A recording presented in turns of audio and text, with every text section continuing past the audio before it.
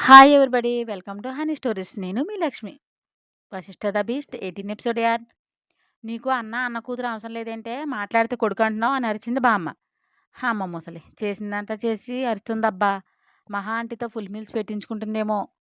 నీ కొడుకు నీ కోడలు నీకు గుక్కెడు నీళ్ళు కూడా పోయడం లేదు. నీ కోడలైతే ఏకంగా మేము పున్నానికి పెట్టిన అన్నవరపు అమావాస్యకి ఎత్తుతాం అని చెబుతుంటే, అలాంటి వాళ్ళ మీద నీకే ప్రేమ గోదావరిలో పొంగుతుంటే నా బిడ్డ అంటే నాకు ప్రేమ ఉండడంలో ఆశ్చర్యం ఏముంది అని సూటిగా ప్రశ్నించింది మహా. అయ్యో వదిన, అత్తయ్య గారు రారు గాని పువ్వుల్లో పెట్టి చూసుకోను అంది చేతులు తిప్పుతూ. తనకే తెలియకుండా మూతి కూడా తిరిగిందిలేండి, అది వేరే విషయం. సన్నగా కావ్య. అవునవును. నీ పువ్వుల పూజ పోయిన ఏడాది వచ్చినప్పుడు చూసానులే కదా. నీ బడాయి వేరే వాళ్ళ దగ్గర దొబ్బు, నా దగ్గర కాదు అంది మహా కూడా చేతులు తిప్పుతూ ఘాటుగా అనుసరిస్తూ. చప్పుని నోరు మూసేసింది కావ్య. మామ్ వేస్ట్ డిస్కషన్ పద అని తీసుకెళ్ళాడు వసి. గుమ్మం దగ్గర నిలబడి ఇదంతా చాలా అసహనంతో చూస్తున్నాడు గౌతమ్. లగేజ్ మోసుకొస్తారో లేక ఇక్కడే కాపురం ఉంటారో మీ ఇష్టం అని విశ్వాస నడుచుకుంటూ వెళ్ళిపోయింది మహాలక్ష్మి. మన నేమంటే అదే రక్తం అదే పౌరుషం అంటే తగ్గేదే లేదు. లో వాయిస్తో బావా వెయిట్ అండ్ సీ అంటే అదోలా నవ్వుతూ చూశాడు పట్టాభి. చెమటలు పట్టేశాయి ఆ చూపులకు వాసుదేవికి. ఒక మనిషి చూసి భయపడుతున్నారంటే అతని లూప్ హోల్ ఏదో ఎదుట వాళ్లకు తెలిసే ఉంటుంది. వాళ్ళ బలహీనతే పక్కవాడికి పట్టు. వాసుదేవికి ఏదైనా బలహీనత ఉంటే ఏదైనా చేశారో మరి పట్టాభికి అంత భయపడుతున్నారు. డాడ్ చేసిన హంగామా చాలా, ఇంకా ఏమైనా బ్యాలెన్స్ ఉందా అని ప్రశ్నించి, నైనా నువ్వు చదువుకున్న జ్ఞానం ఉన్నదానివే కదా, బావ వద్దు ముర్రు అంటే తన వెనుకే పడ్డానికి నీకు సిగ్గులేదా అన్నాడు చిరాగ్గా గౌతమ్. గౌతమ్ అంటూ సీరియస్గా పిలిచాడు పట్టాభి. Why dad? అది అడిగితే మీరు వెనుక ముందు ఆలోచించరా? అయినా ఏ హోప్తో ఇదంతా చేశారు? బావ పట్టుదల గురించి మీకు తెలుసు కూడా. ఎంత సాహసం చేశారంటే ఐ పిటి యు అన్నాడు గౌతమ్. వాడే వస్తాడు దిగి, వీడికంటే వస్తాదులే నా ముందు తల ఉంచారు. వీడెంత కుర్రకొంక అన్నాడు పొగరుగా పట్టాభి. మీరు మారరు అని. నాని ఎలా ఉన్నావు అంటూ విష్ చేసి, బై నేను స్టార్ట్ అవుతున్నా అని చెప్పి ఎంత స్పీడ్గా వచ్చాడో అంత స్పీడ్గా వెళ్ళిపోయాడు గౌతమ్. ఆఫీస్కి వచ్చిన ప్రజ్ఞ రఘు వర్క్ ఏం చెయ్యాలో చెప్పి వెళ్తుంటే, రోజు వశిష్ట చెప్పడంతో సార్ రాలేదా అండి అని అడిగింది. లేదు ప్రజ్ఞ, సార్ ఊరెళ్ళారు ఏదో అర్జెంట్ వర్క్ ఉండడంతో అన్నాడు రఘు. ఓ అవునా, ఓకే సార్ అని తన సిస్టమ్ ముందు కూర్చున్నా. ఇది అని తెలియని వెలితి తన మనసును ఆవహించి, నిన్న వెళ్ళేటప్పుడు కూడా చెప్పలేదు ఊరెళ్తున్నట్లు, అంత అర్జెంట్ పనా అనుకుని రెప్ప కొట్టక అలాగే చూస్తూ తనలో తానే అనుకుంటుంది ప్రజ్ఞ. చెబితే ఏం చేస్తావు అని కళ్ళు ఎగరేసి ప్రశ్నించింది టేబుల్ మీద ఆరాంగా కూర్చుని కాళ్ళు ఊపుతూ అంతరాత్మ. ఎవరు నువ్వు అంది ప్రజ్ఞ. అదేం పిచ్చి ప్రశ్న, నీ వాటం నా రూపం ఒకటే కదా, నీ మీద నేను గ్లామర్గా ఉన్నానా అంటూ ఫేస్ తడుముకుంది ఇకిలిస్తూ అంతరాత్మ. పెంటమొహంలో ఉన్నావు. థ్యాంక్స్, ఎప్పటికైనా ఒప్పుకున్నావు నువ్వు పెంటమొహం అని కౌంటర్ వేసింది. నేను పెంటమొహం ఏంటి, ఒళ్ళెలా ఉంది అని వాదన దిగింది ప్రజ్ఞ. హలో, నీ అంతరాత్మ నీకులా ఉంటుందే తింగరప్పలమ్మ అని నవ్వి. సోది ఆపి మ్యాటర్కి వద్దామా? సార్ చెప్పలేదని తెగ చించేస్తున్నావు. చెప్పి వెళితే వెనకే హచ్డాగిలా వెళ్తావా అంది. నేనెందుకు వెళ్తా అంటూ బొంగమూతి పెట్టింది ప్రజ్ఞ. మరి ఎందుకు అంత ఫీల్ అవుతున్నావు? సార్ అంటే నీకు స్పెషల్ ఇంట్రెస్ట్ ఏంటి అంకాయమ్మ అని నొసలెగరేసింది అంతరాత్మ. స్పెషల్ లేదు సింగనాదం లేదు అని కసిరింది ప్రజ్ఞ.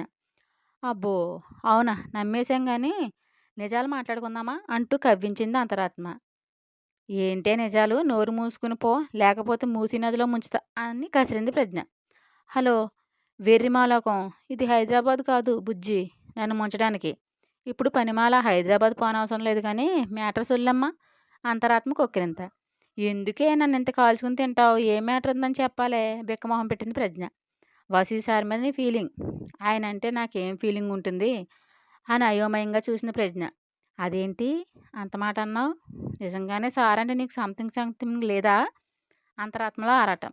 సంథింగ్ అంటే నీ బొందే బొంతకాయకి మొహం దానా అని తిట్టి, సంథింగ్ అంటే లవ్వే అడ్డగాడిదలే ఎదిగావు, అది కూడా తెలిసి చావదా అంతరాత్మలో ఫ్రస్ట్రేషన్ ఫిక్స్కి చేరింది. తిట్టకు నాకు తెలీదు బేలగా చూస్తోంది ప్రజ్ఞ. నీ బేల చూపులకు కరగను కానీ చెప్పు, సార్ అంటే నీకు ఇష్టమే కదా? ఇష్టమే ప్రజ్ఞ ఆన్సర్. మెరిసే కళ్ళతో అయితే సార్ని ప్రేమిస్తున్నావా అంతరాత్మ క్వశ్చన్. లవ్వా? చచ్చా, తప్పు అలా అనకూడదు. సార్‌ని లవ్ చేయడం ఏంటి? అది నేను అంది షాకవుతూ ప్రజ్ఞ. తల బాదుకుంటూ సార్ మనిషే. ఆయనకో మనసు, మట్టిగడ్డలాంటి పదార్థాలు పెట్టాడు దేవుడు. సారేమీ ఎలియన్ కాదు అంది పళ్ళు నూరేసి అంతరాత్మ. అయినా రాంగ్ అని మొహం దిగులుగా పెట్టి, నాకు అర్హత లేదు. నాకు అలాంటి ఆశలు కూడా లేవు అంది కంటినీళ్లు కారుస్తూ ప్రజ్ఞ. ఏ ఎందుకు లేదు? నువ్వు రత్నానివి. నీకంటే యోగ్యురాలు సార్‌కి వైఫ్‌గా దొరుకుతుందా? అని ప్రశ్నించింది. పిచ్చి, పిచ్చి ఆలోచనలు చేయకు. నీకు చాలా వయసుంది. శరీర కోరికలు నువ్వు బలవంతంగా అణిచివేసినా మనసు ఆరాటం ఆపలేవు. అది గాలి కంటే వేగంగా తన తోడు కోసం పరుగు తీస్తుంది. ఆల్రెడీ నీ మనసు చార్ని కోరుకుంటుంది. అది నీకు తెలియడం లేదు. నీకంటూ కోరికలు లేవని బయటి ప్రపంచాన్ని నమ్మించగలవు కానీ నీలో ఉండే నన్ను కాదు. సో, నీ మనసు తనువు ఎవరిని తప్పిస్తున్నాయో, ఎవరు రాలేదని దిగులు చెందావో ఆలోచించుకో. మైండ్ చెప్పే బుద్ధి లేని మాటలు పట్టుకోక మనసుతో ఆలోచించు అని హితబోధ చేసి, నేను మళ్ళీ వచ్చేలా చేయవని నమ్మి వెళ్తున్నా బై అంటూ మాయమైంది అంతరాత్మ. తన మనసు ఏం చెబుతుందని థింక్ చేస్తూ కళ్ళు మూసుకుని వశిష్ఠ రూపాన్ని తలుచుకుంటూ ఉంది ప్రజ్ఞ. డెస్క్ మీద దబీమని బాధింది అవిక అప్పటికే 2 సార్లు పిలవడంతో. పలకలేదని ఓపిక లేని అక్కుపక్షికి సహనం నశించి తుళ్ళిపడి, ఎందుకంత సౌండ్ చేస్తున్నావు అని చిరాకు పడింది ప్రజ్ఞ. నువ్వు డ్రీమ్‌ల్యాండ్‌లో ఊరేగుతూ మేము గొంతు చించుకొని పిలిచినా పలకకపోతే ఏం చేయాలి? అంది వెటకారంగా అవిక. విషయం చెప్పు ఎందుకొచ్చావు? అంది విసుగు ప్రదర్శిస్తూ ప్రజ్ఞ. ఏంటి ఎవరితోనో ఊహల్లో ఓలలాడుతున్నావు అని కళ్ళెగరేసింది అవిక. క్రాసింగ్ యువర్ లిమిట్ అంది షార్ప్‌గా చూస్తూ ప్రజ్ఞ. అబ్బో!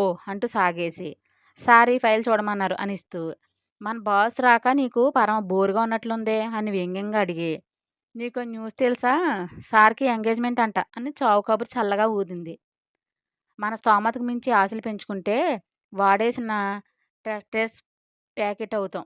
జ్యూస్ జుర్రేసి విసిరి డస్ట్‌బిన్‌లో పడేస్తారు అంటూ సామెత వల్లవేసి, ఇండైరెక్ట్‌గా నువ్వు అదే అని చెప్పకనే చెప్పి వెళ్ళింది. దాని అక్కసంతా తీర్చుకుని అవిక. ఎంగేజ్‌మెంట్ అనే వర్డ్ దగ్గరే మైండ్ ఫ్రీజ్ అయింది ప్రజ్ఞకు. మిగతావేమీ తన మైండ్‌కి చేరలేదు. విపరీతమైన బాధ తన్నుకు వచ్చింది. తనకే తెలియకుండా కన్నీళ్లు రాల్చేసింది.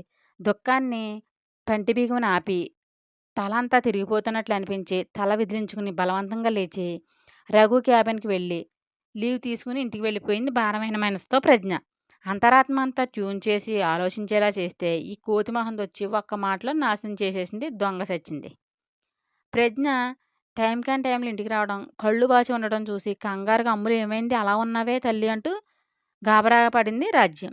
ఆవిడ అలా అడిగేసరికి తనకే తెలియకుండా కళ్ళనీళ్లు జారవిడుస్తూ ఆయమ్మ అంటూ హత్తుకుపోయి ఏడ్చేసింది ప్రజ్ఞ. ఆవిడ మరింత భయపడిపోతూ ఏంటి తల్లి నాకు భయంగా ఉంది. నీకు అంటూ ఏమీ కాలేదు కదా? అడిగింది తడబడుతూ రాజ్యం. నాకే ఎందుకు ఇలా జరుగుతుంది ఆయమ్మ? నేనేం పాపం చేశాను? నాకు బ్రతకాలని లేదు ఆయమ్మ అంటూ ఎక్కింది ప్రజ్ఞ. ఆ మాట వినగానే ఆవిడ గుండెలు దడదడలాడి, బంగారం అంత మాట అనకమ్మా! నా గుండె ఆగిపోయేలా ఉంది అంటూ మరింత పొదుముకుని పెన్ను నిమురుతూ నెమ్మదిగా తీసుకెళ్ళి సోఫాలో కూర్చోబెట్టి, వాటర్ తీసుకొచ్చి తాగించి తన చెంగు నీళ్లతో తడిపి మొహం తుడుస్తూ ఎందుకంత బాధపడుతుందో అర్థం కాక సహజంగా కలిగే అనుమానంతో ఒళ్ళంతా తడిమింది. ఉదయం ఎలా వెళ్ళిందో అలాగే ఉండడంతో ఊపిరి తేలిగ్గా పీల్చుకుని మనసుకి ఏదో పెద్ద గాయమే అయిందని గ్రహించి పక్కన కూర్చుని తల భుజం మీద వాల్చుకుని చిన్నగా జోకొడుతూ ఏం జరిగింది? ఎప్పుడు ధైర్యం కోల్పోని నా తల్లి ఇవాళ పిరికి మాట మాట్లాడుతూ ఇంత పిరికిదయ్యింది అని లాలనగా అడిగింది రాజ్య. వెక్కుతూ నా అంత దురదృష్టవంతురాలు ఈ లోకంలోనే ఉండదమ్మా. దేని మీద ఆశపడను. ఫస్ట్ టైం అరవింద్ రూపం తలుచుకుని అదేనండి పెళ్ళికొడుకు. పెళ్లి చేసుకునే అబ్బాయిని ఇష్టపడ్డాను. అది కలగానే మిగిలింది. ఏ తప్పు చేయకుండా దూషించబడ్డాను. ద్వేషించబడ్డాను. మళ్ళీ ఇన్ని సంవత్సరాలు అంటూ వశిష్ఠ గురించి చెప్పలేక ఆగిపోయి ఏడ్చేసింది ప్రజ్ఞ. వయసు నేర్పిన అనుభవంతో త్వరగానే గ్రహించేలా చేసింది. ప్రజ్ఞ మనసు ఎవరినో కోరుకుంటుందని. అది సంతోషం కలిగించినా అంతలో ఆశ ఆవిరైపోయింది. అది తనకు దక్కటం లేదనే నిజాన్ని గ్రహించి. మరో భయం కూడా కలిగింది. ఇంక లైఫ్‌లో ఎవరిని కూడా దగ్గరకు రానివ్వదు అనుకుని ప్రజ్ఞ స్వభావం ఎరిగిన ఆమె కావడంతో. మరీ రెట్టించి తన బాధను మరింత పెంచలేక, ఒకటి మనకు దక్కలేదంటే ఇంతకు మించి మంచిది మన కోసం దాచిపెట్టుంచి, సరైన సమయంలో మనకిస్తాడా దేవుడమ్ములు జీవితం అంటే ఆశ నిరాశల సమ్మేళనం. నిరాశకు కృంగిపోతే జీవితంలో రేపు అనే రోజు కోసం ఆశ ఉండదు. నీ సొంతమైంది ఏదైనా నీకే దక్కుతుంది. అది ఎంత దూరం వెళ్దామన్నా వెళ్ళి తిరిగి మళ్ళీ నీ దగ్గరకే వస్తుంది. ఇలా దిగులు పడి నిన్ను నువ్వు వీక్ చేసుకోకు. నిన్ను తల్లికి నువ్వు లేకపోతే ఎవరు చూస్తారు? అనాథ అయిపోతుంది. మాట ఇస్తే చివరి వరకు పోషించుకోవాలి. భయపడకు. వెళ్ళు కాసేపు పడుకో అన్నీ అవే కుదుట పడతాయి అని చెప్పింది రాజ్యం. ఆవిడ చెప్పిన దానికి నిర్లిప్తంగా నవ్వి, నేను ఆశపడ్డమే రాంగాయమ్మ. మళ్ళీ జీవితంలో దేని మీద ఇష్టం పెంచుకోను అని వెళ్ళింది ప్రజ్ఞ. మనసంతా గందరగోళంగా అనిపిస్తూ ఏదో బాధగా ఉండి, ఏంటి నా మనసంతా ఇంత బాధగా, భారంగా మారింది? ప్రజ్ఞ బాగుందా? అని పదే పదే ప్రజ్ఞను తలుచుకుంటూ మిస్ అయిన ఫీలింగ్ వచ్చి వాసుదేవ్ గారు ఉన్నారని సైలెంట్‌గా ఉన్నాడు. సేమ్ టైం కోపం కూడా వచ్చింది తండ్రి మీద. కారులో డ్రైవర్ ఉన్నాడని బలవంతంగా కోపాన్ని కంట్రోల్ చేసుకొని మొళ్ళ మీద కూర్చున్నట్లు ఫీల్ అయ్యాడు వశిష్ఠ. ట్రాఫిక్ వల్ల ఇంటికి చేరేసరికి ఆఫీస్ అవర్స్ అవడంతో ఇంక వెళ్ళినా ప్రజ్ఞ ఉండదనే ఉద్దేశంతో ఇరిటేట్ అవుతూ వాసుదేవ్ గారి మీద మళ్లించాడు ఆ కోపాన్ని వశిష్ఠ. డాడ్ ఎంత నైస్ గేమ్ ప్లే చేశారు మీరు. అన్నీ తెలిసి ఎంత చక్కగా నటించారు మామ్ ఈయన. అక్కడ అమ్మమ్మ నిజంగానే ఏదో అయిపోతున్నట్లు బిల్డప్ ఇచ్చి మా ఫీలింగ్స్తో ఆడుకున్నారు. అసలు మీకు ఆ రైట్స్ ఎవరిచ్చారు మామ్? ఎంత టెన్షన్ పడింది. తన మదర్‌కి సీరియస్ అంటే తనకు బాధ ఉండదా? అంటూ అరిచాడు. చెప్పండి వాడు అడిగిన వాటికి ఆన్సర్స్ అన్నట్లు లుక్ ఇచ్చింది గుర్రుగా చూస్తూ మహా. అరే నా మీద ఫైర్ అవుతారే నాకేం తెలుసు పట్టాభి ఇలా చేస్తాడని అంటూ సన్నగా సన్నాయి నొక్కులు నొక్కారు వాసుదేవ్. ఇంకా అబద్ధాలు చెప్పాలని చూస్తే నాలో మరో మహాన్ చూస్తారు. మైండ్ ఇట్ అని అరిచి వసి ఈయనతో వాగితే చెవిటివాడు శంఖం ఊదినట్లే. వెళ్ళి ఫ్రెష్ అయ్యి రెస్ట్ తీసుకో అంది. కోపంతో వెళ్ళిపోయాడు వశిష్ఠ. చీర చెంగి విదిలిస్తూ వెళ్ళింది మహా. అక్కడే సోఫాలో కూర్చునిపోయి సోఫా ఎడ్జ్‌కి తల వాల్చి కళ్ళు మూసుకొని గతం తాలూకా నీలి నీడలు కళ్ళ ముందు కదలాడేసరికి మనస్సంతా చేదు తిన్నట్లుగా మారి కంట్లో చిరుతడి చేరింది వాసుదేవ్‌కి. వెళ్ళినవాడు పైనుండి చూస్తూ డాడ్ నువ్వెందుకో మావయ్యకి బడిపడుతున్నట్లుంది. ఎంతమందికైనా కనుచూపుతో ఆన్సర్ చేయగలిగే సత్తా ఉన్నవాడివి. అతని మాటలను, చేష్టలను సమర్థిస్తున్నావంటే సంథింగ్ ఈజ్ రాంగ్ డాడ్ ఏదో జరిగింది. ఎలా తెలుసుకోవాలి? నా డాడ్ టైగర్ లాంటివాడు. నక్కకి భయపడ్డం అంటే ఐ కాంట్ బిలీవ్ దిస్ అనుకుని వెళ్ళాడు వశిష్ఠ. నా స్టోరీ మీకు నచ్చినట్లయితే ఒక లైక్ ఇచ్చి కామెంట్ చేయండి. ప్లీజ్ షేర్ అండ్ సబ్స్క్రైబ్ చేయండి బడ్డీస్.